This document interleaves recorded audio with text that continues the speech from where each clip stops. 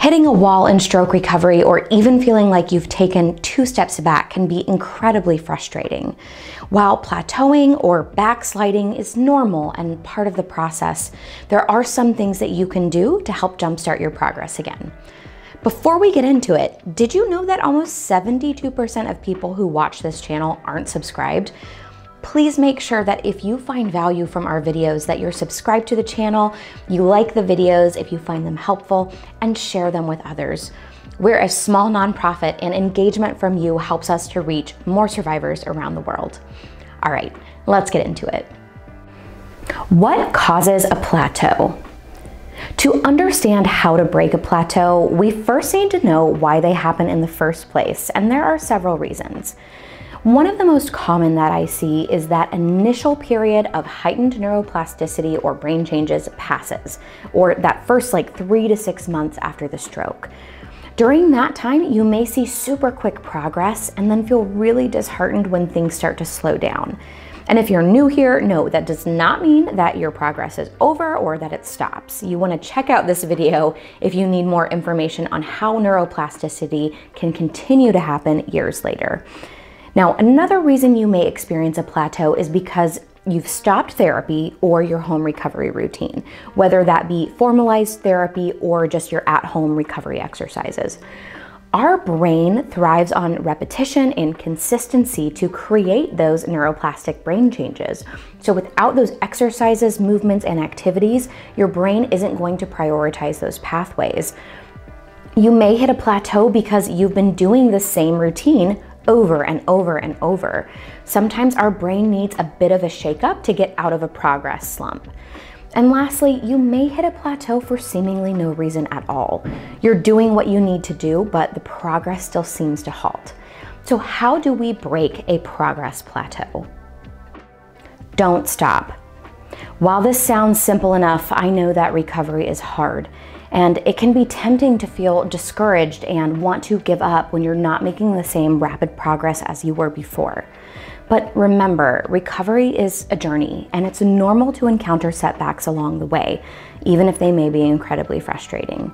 Stick with your therapy routines, exercises, and activities. Consistency is key, and even small efforts every day can lead up to a significant improvement over time. Try not to get discouraged if your results seem to stall. Your brain and muscles will still benefit from the repetition and effort that you put in, even if the improvements are not immediately visible. Switch it up. If you've been doing the same exercises and therapy routines for a while, it might be time to switch things up.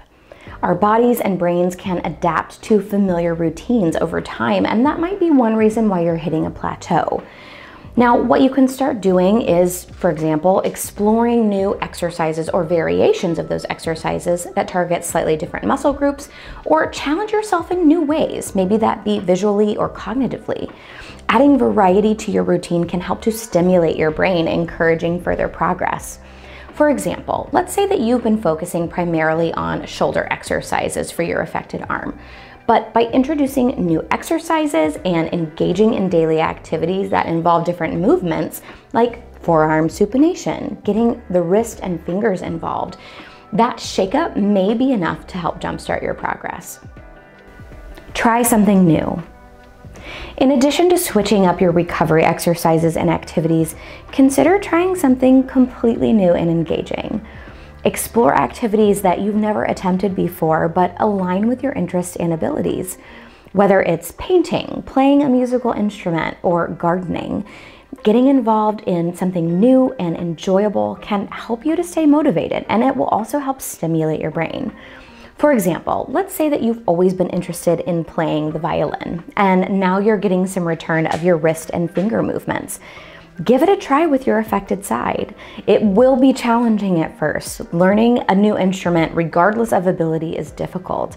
But the act of learning and practicing those new movements involved in playing the violin can help stimulate neuroplasticity and promote progress. Plus, the satisfaction of playing a few notes or even a simple tune can be incredibly rewarding and boost your mood. Change the environment. Sometimes changing your environment can play a significant role in breaking a plateau. Just like changing up your exercise routine or activities, switching up your environment can be helpful too. Try your exercises in a different room in the house. If the weather is nice, try to do something outside.